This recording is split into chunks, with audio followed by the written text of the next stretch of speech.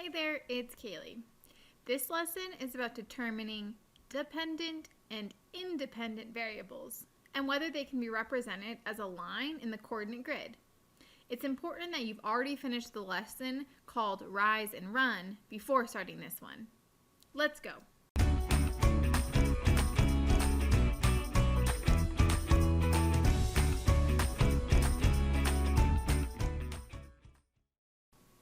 Let's determine the run between points 1 and points 2. So remember, the run is the change in the x-coordinate. So run from 1 to 2 is going to be, so I'm going from 0, the origin here, all the way over to 2. So my run from points 1 to 2 is 2. Now let's see what my run is for points 2 to 3. So I'm starting here at 2 on my x-coordinate, and I go all the way over here to 4. So the change in the x-coordinate for 3 and 2 is a run also of 2. Now let's determine the rise between 1 and 2. So the rise is the change of my y-coordinates. So my y-coordinate for point 1 is 0, and I go up to my y-coordinate for point 2, which is at 4. So I have a rise from 1 to 2 of 4. That's that distance there. Now what's my rise for points 2 to 3? So I'm starting here at 2, my y-coordinate, or at 4 for point 2, and I'm going all the way up here to 8. So I went from 4 to 8. So the change, the distance here, is 4. So I can put a 4 there. Nice work. So there's something special. If my rise and my run for 1 and 2 are the same, and 2 and 3 are the same, then there's something very special about these 3 points. It means that a line can be drawn between all 3 points. So what's the relationship between these points? It has to do with the rise and the run. We call it the slope, and it is defined as rise over run, or rise divided by run. In this case, we have a rise of 4, so we put 4 in the numerator. And we have a run of 2, so we put 2 in the denominator. And then we just divide. So this line has a slope of 2.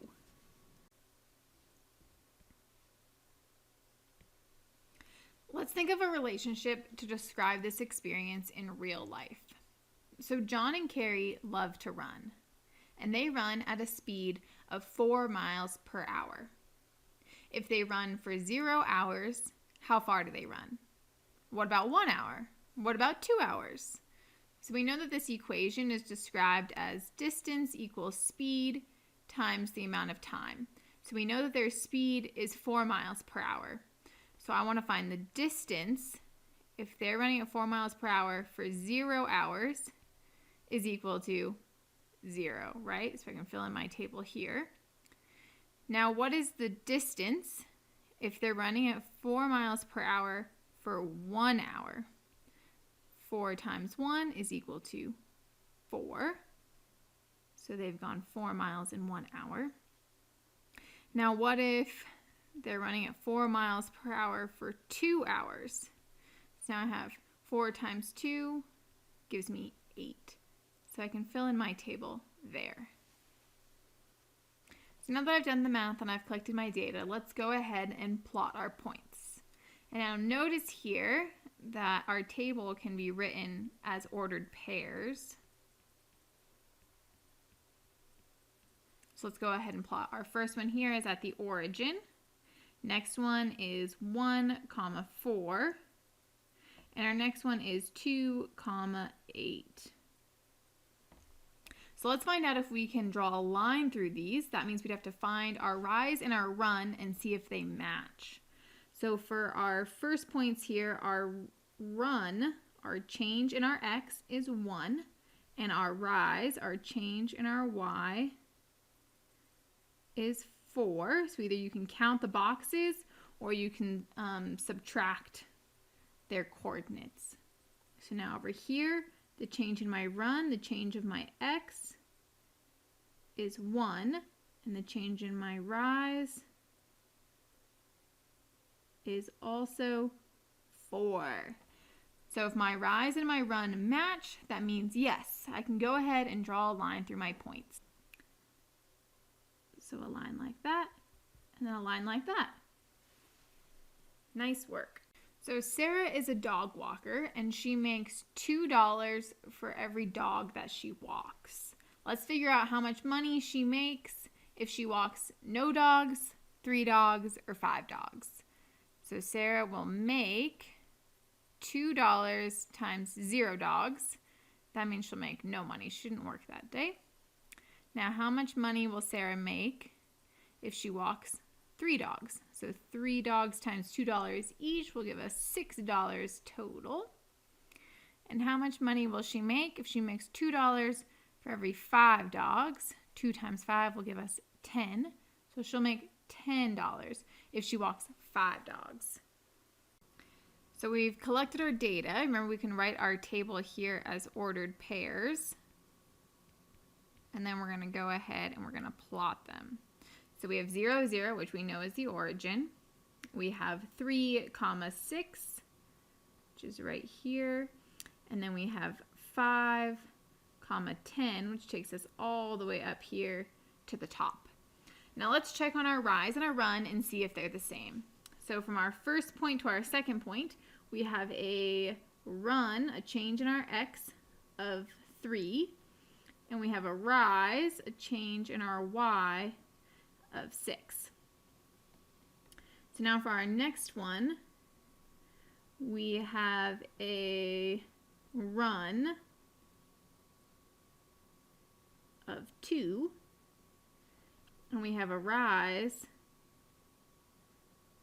of 4. So it doesn't look like our rise 6 and 4 match or our runs are 3 and our 2 match. But remember that we can find our slope is equal to rise over run. So if the slopes between these 2 points and the slopes between these 2 points are the same, then we can still draw a line between them.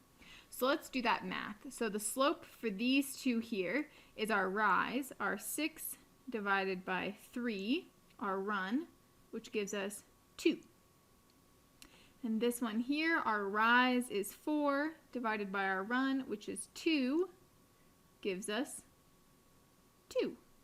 So our slopes are the same.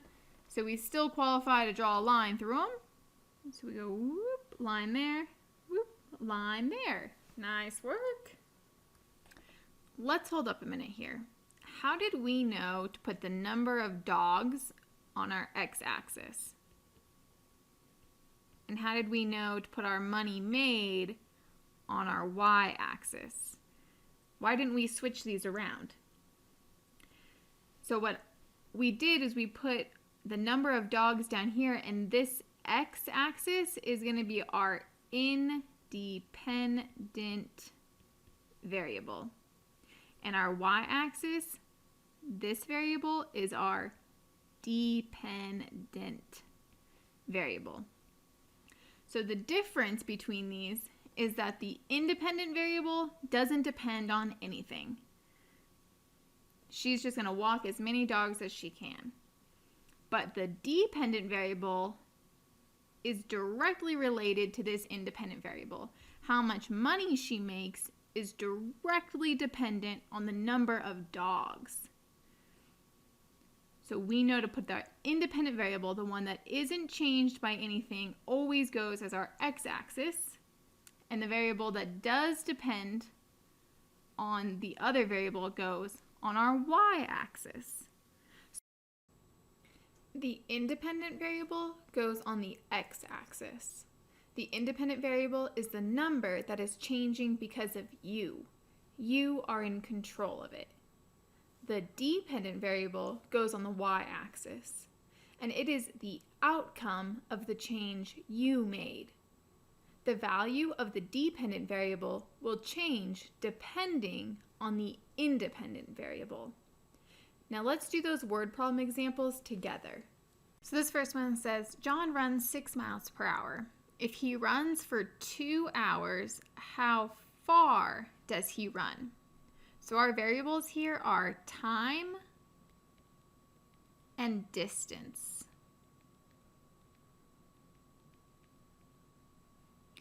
So we're trying to find the independent variable. Which one is John always in control of? And which one is the outcome of what he's in control of? I would say that he's in control of how much time he spends running, because at any time he can decide not to run anymore. And the outcome would be the distance, how far John runs, because of how much time he spent running. So time is our independent variable and distance is our dependent variable. Let's go to the next one. It says Molly makes $10 for every chore she does. If she does 3 chores, how much money does she make?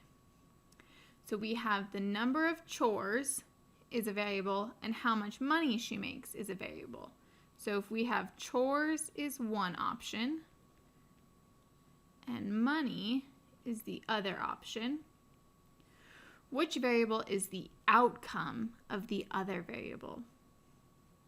That's right, money is the outcome. So what Molly gets out of it is money, but what she has to do, what she's in charge of, is how many chores she completes. So if money is our outcome, then we know money is our dependent variable. So chores must be our independent variable. Let's try the last one. For every hour Chloe studies, she gets 5 more points on the test. If she studies for 4 hours, how many more points does she get? So again, we have time as a variable, and we have points as a variable. So which one of these variables is the outcome? Right, how many more points she's going to get on the test? That's the outcome. But what does the amount of points she gets depend on? Yeah, how much time Chloe decides to spend studying. So time is our independent variable. This is the one that Chloe is always in charge of, that she can change at any time. And the points is the outcome of how much time she spends. So points is our dependent variable and time is our independent variable. Nice work. So now you can practice what you've learned about graphing lines and independent and dependent variables by playing our online games and quizzes. Have fun and remember to always be clever. Hey, hey.